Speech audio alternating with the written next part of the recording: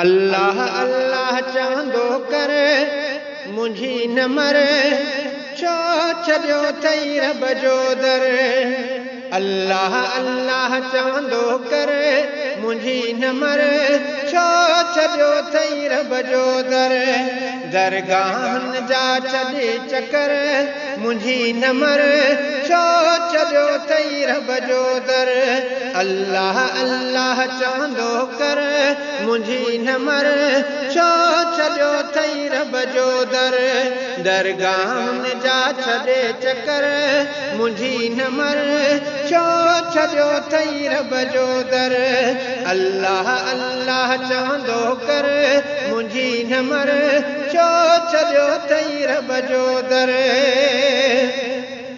रब जी तोखे सुञाणप नाहे मत आवे तो पंहिंजी विञाए। रब जी तोखे सुञाणप नाहे मत आवे तो पंहिंजी विञाए।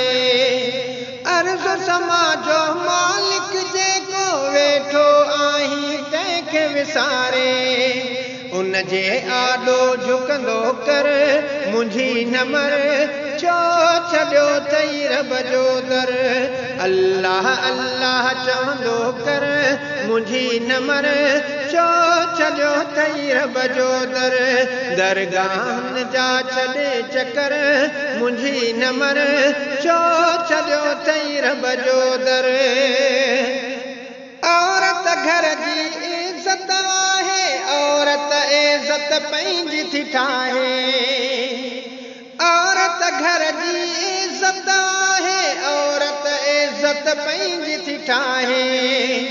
दरगाहनि ते रातियूं गुज़ारे इज़त पंहिंजी पाण विञाए। मर्द बिरन जो थियो नौकर मुझी न मर छो छॾियो अथई रब जो दर।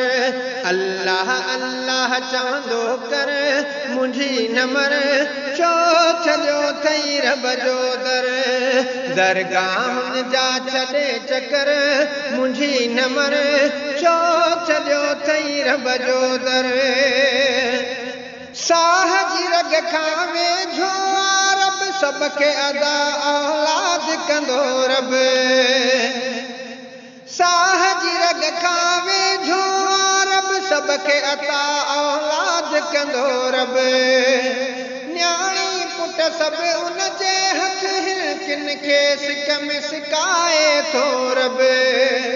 हाज़िर जेको चारई पहर मुझी न मर छो छॾियो अथई रब जो दर। अल्लाह अल्लाह चांदो कर मुझी न मर छो छॾियो अथई रब जो दर। दरगाहनि जा छॾे चकर मुझी न मर छो छॾियो अथई रब जो दर। अमर अयाज़ जुतो में उमेदूं पुट बड़ी नई थियूं मौजूं ईदूं। अमर अयाज़ जुतो में उमेदूं पुट बड़ी नई थियूं मौजूं ईदूं। हज़ार पीरनि खे आज़मायम तुंहिंजे दर खां पोइ नाहे गुज़ारो। ॾुखियो अॻियां जड़ जा सफ़र मुझी न मर छो छॾियो अथई रब जो दर। अल्लाह अल्लाह चवंदो कर मुझी न मर छो छॾियो अथई रब जो दर।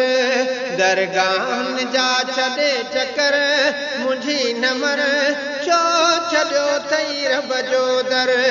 अल्लाह अल्लाह चवंदो कर मुझी न मर छो छॾियो अथई रब जो दर। दरगाहनि जा छॾे चकर मुझी न मर छो छॾियो अथई रब जो दर।